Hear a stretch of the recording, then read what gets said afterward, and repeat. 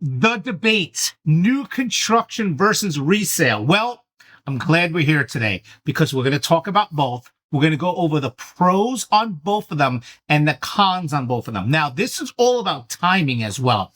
So the pros can be great with timing and the cons can be really bad with timing. So let's go over pros first.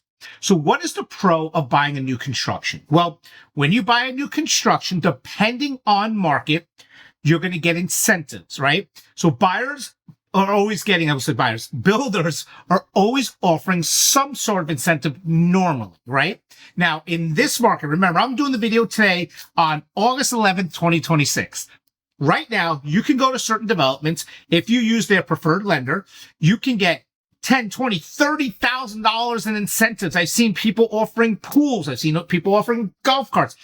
The reason why is builders do not want to keep these homes on their books. And when they're pushing out these properties, especially versus hundreds of resale, they want to make sure that you sign the contract with them and they're going to put out whatever red carpet for you to get in that door and sign right away. So for instance, what I mean by that is you're a buyer and you're driving around town and you're looking at all these different neighborhoods and you walk into a new construction development and you sit down with that sales agent. They don't want you to leave without signing something right then and there, right?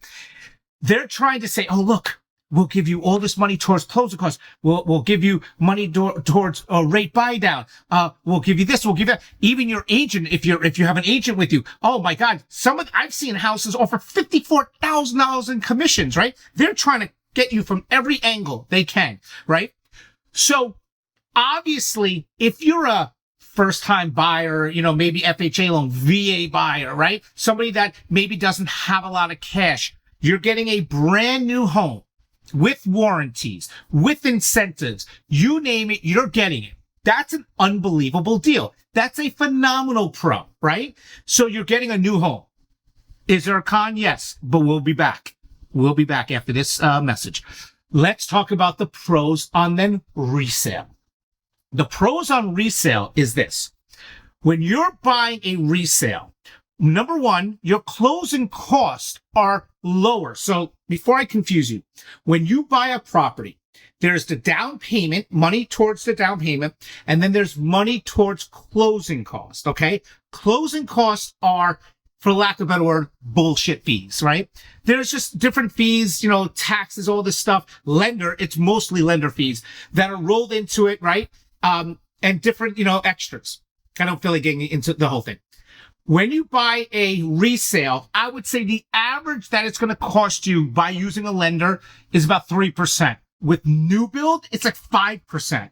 So even though you're getting incentives, unless they're covering all of that, you might still have to come out of pocket a little bit.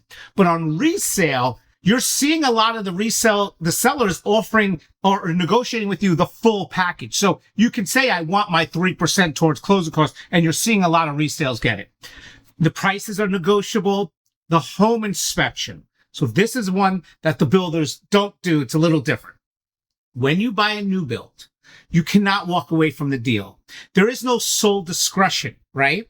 So when you buy a new build, yes, there might be exceptions to the rules where it's contingent to something, right? But there's no contingency of you just being able to walk away.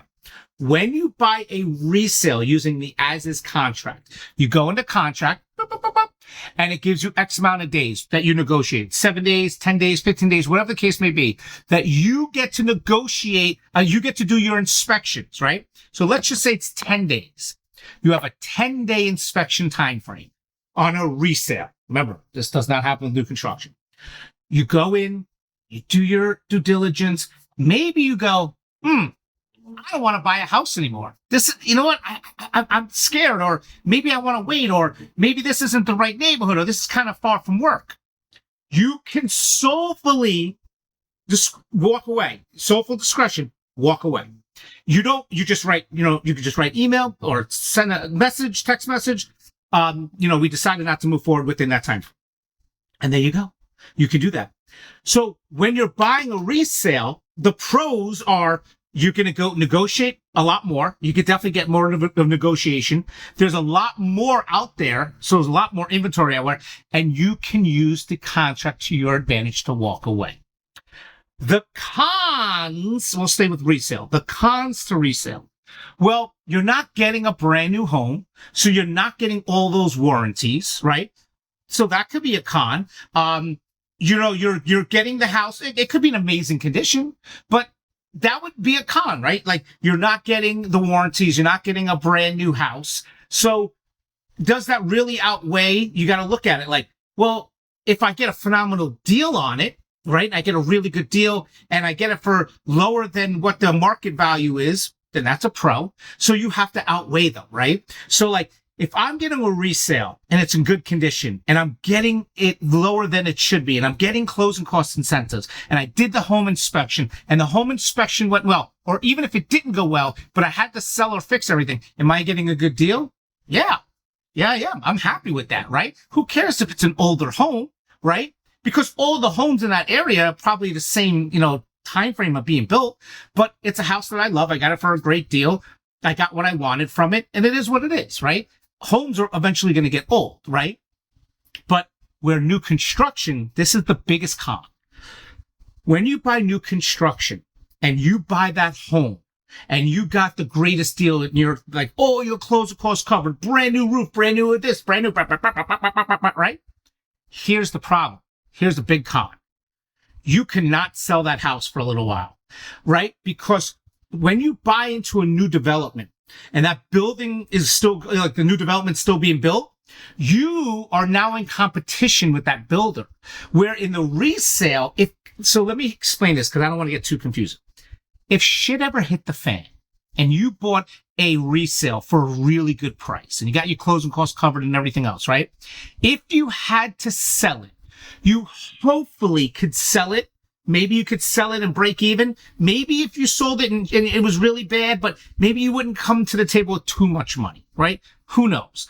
But you got it at a really good price. That's the whole point. You got it at a really good price. You're competing versus other people that are sellers, but you don't know that half these sellers might be on the water. Maybe they don't have a lot of equity. So you might not be in the worst case scenario. But when it comes to new construction, it's different. Hear me out here.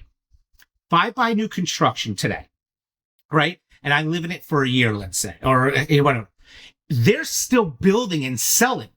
It doesn't always go up. The market's not always going up. Builders are trying to get rid of their homes. So if I need to sell my house now and my competitor is the builder, then I automatically have to offer those incentives. The only way that I'm going to even come close to beating them if somebody needs an already built home, right? So if mine's already built, but if there's a bunch of already built homes, inventory homes, and the builder's offering $30,000 or $40,000 of incentives, why is someone going to buy my house if I'm not offering those incentives? So remember, incentives doesn't take off principle.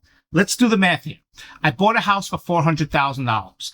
The builder gave me $30,000 in incentives.